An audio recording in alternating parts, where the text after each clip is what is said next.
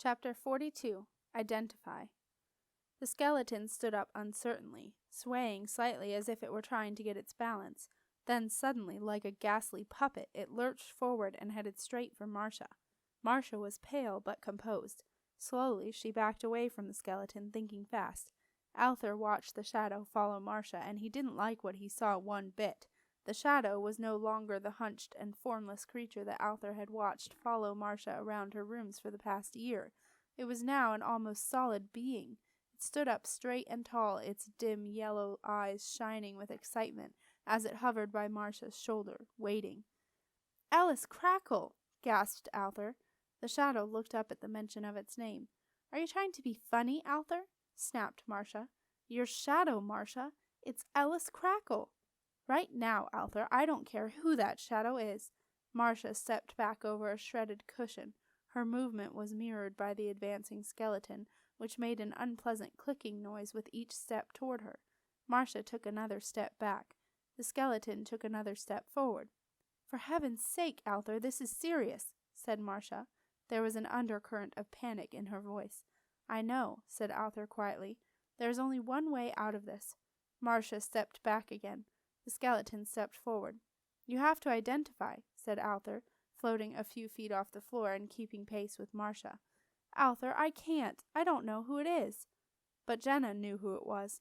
All the time she had been piecing the skeleton together, she had been thinking things through. "It's Dom Daniel," she said. "It has to be." Marcia glanced at Jenna, taking her eyes off the advancing bones for a moment. "Jenna, what do you mean?" she asked. Jenna looked steadfastly at Marcia and not at the bones. She could hardly bear to look at the same grinning skull and the empty eyes that had followed her around the observatory. I mean, it's Dom Daniel. Simon had his skull, but not his bones. But he told me he had found all of the bones on the marsh. I wondered where they were." "Are you sure, Princess?" asked Arthur quietly. "Yes," said Jenna. Yes, I'm sure." Marcia was dithering, muttering to herself. "But then it might not be him. It might be a bluff. In fact, I'll bet it is a bluff. That's the sort of thing he'd do. Place some poor sailor from that ghastly ship. But then maybe it's a double bluff and it really is him. It's the kind of thing he'd love to do himself. Oh, Arthur." "You must trust Jenna. Identify it, Marcia, now," said Arthur, in a low, careful voice, instructing Marcia as though she were still his apprentice. The skeleton was almost within reach of Marcia, and it began to raise its right arm toward her. All color drained from her face. Marcia whispered, "If the identify is wrong, Arthur, then I'm finished." "Marcia, you have nothing to lose. If it touches you, you're finished." The bones took a big step forward. Marcia took a corresponding step back and could go no further. She had reached the door. She snapped her fingers, and there was a loud clunk. 2 silver bars slid out of the wall and barred the door. A quiet whirring noise followed as the thick purple door safety-locked itself. Marcia smiled grimly. At least the rest of the wizard tower was protected from the havoc a successful placement would wreak. She leaned against the door for support and began what she had to do. A purple haze of powerful magic began to flicker around the extraordinary wizard, lighting up her deep green eyes and shimmering across her long purple cloak. Suddenly the skeleton lunged toward her. Marcia raised her hand and shouted, "I identify!" The skeleton stopped in its tracks. It regarded Marcia with as much of a taunting stare as an empty skull could manage, folded its arms, and stood tapping its foot impatiently. "Go on," it seemed to be saying. "Surprise me, why don't you?" Marcia was nonplussed. "Arthur, it knows what I'm going to say, and it's not even bothered," she said urgently. "Jenna must be wrong." "It's bluffing," said Arthur, sounding much more confident than he felt. Unconvinced, Marcia flashed Arthur a weak smile. "Look after Septimus, Arthur," she said. "I'll be back in a year and a day to check up on you." "Yes, I will. Now do it." Marcia raised her arm and pointed at the skeleton. She took a deep breath and said in a low sing-song voice, "Hand on heart, eye to eye, I you identify as—" Marcia's voice faltered. She looked fondly at Septimus, Jenna, Arthur, and even Beetle, for what was quite possibly the last time she would see them as a living being. "Dom Daniel!" A terrible shriek filled the air. Jenna gasped in horror, convinced that the shriek had come from Marcia. Like a wailing banshee, the shriek continued, howling and yowling around the room. Unable to bear it, Beetle threw himself to the floor and shoved a cushion over his head. Jenna stuffed her fingers in her ears. But Septimus listened. He listened and he watched, with open ears and eyes, for he wanted to hear the sound of the most powerful magic he had ever seen. He wanted to know what it felt like, but most of all he wanted to be part of it. Septimus took a step toward Marcia.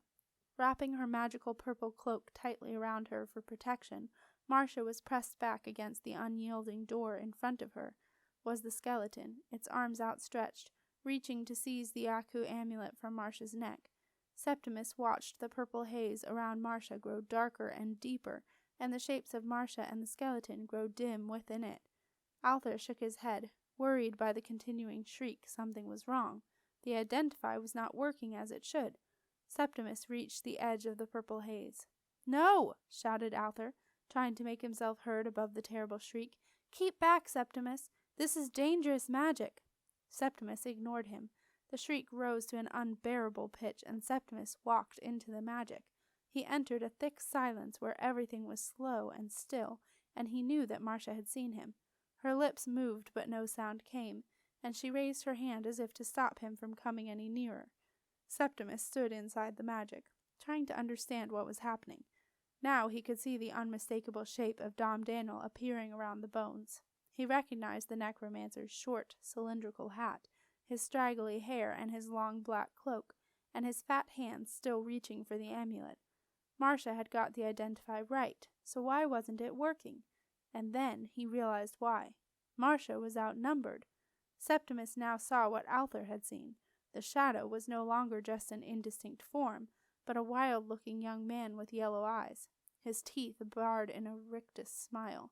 Ellis Crackle, one-time apprentice to Dom Daniel, stood next to Marcia, countermanding the Identify. Wading as if under water, Septimus moved through the magical haze toward Marcia. He saw Ellis Crackle reach out to push him away, and he knew that it was apprentice against apprentice. Septimus raised his hand. They met palm to palm, and Septimus felt the coldness of the shadow's touch.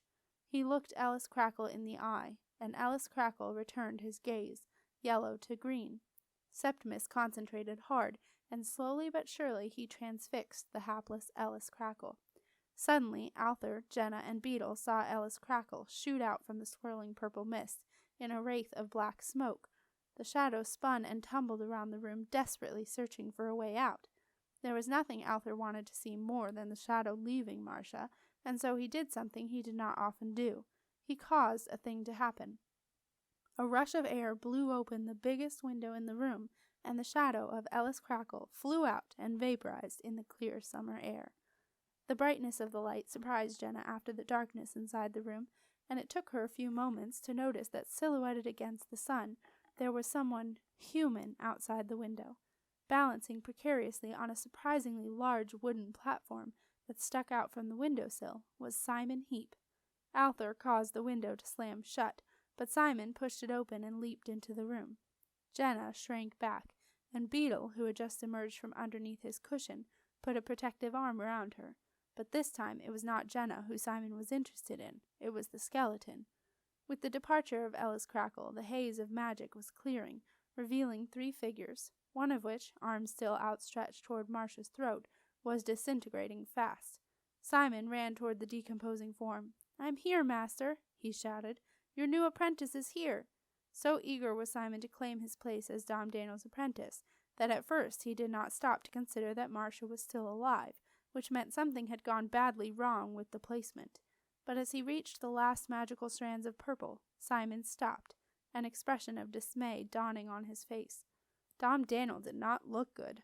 Indeed, Dom Daniel looked worse than Simon had ever seen him before, and that included the time when Simon had first encountered the muddy set of bones clambering out of the ditch. At least brownie-picked bones were relatively clean and tidy. They did not melt and soften in a disgusting liquid mass, and they did not make a revolting squelching noise either.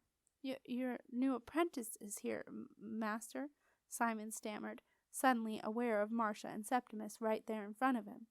Marcia was clutching Septimus's arm tightly, and their faces were ashen and wore identical expressions of revulsion mixed with relief as they watched Dom Daniel sink and begin to pool across the floor.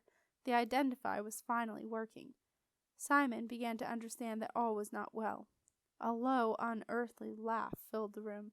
"You're no apprentice of mine, you fool. I ask you to dispose of the queenling, a simple task. And what happens? Not only does she escape from you 3 times, but she comes back here and messes around with my bones.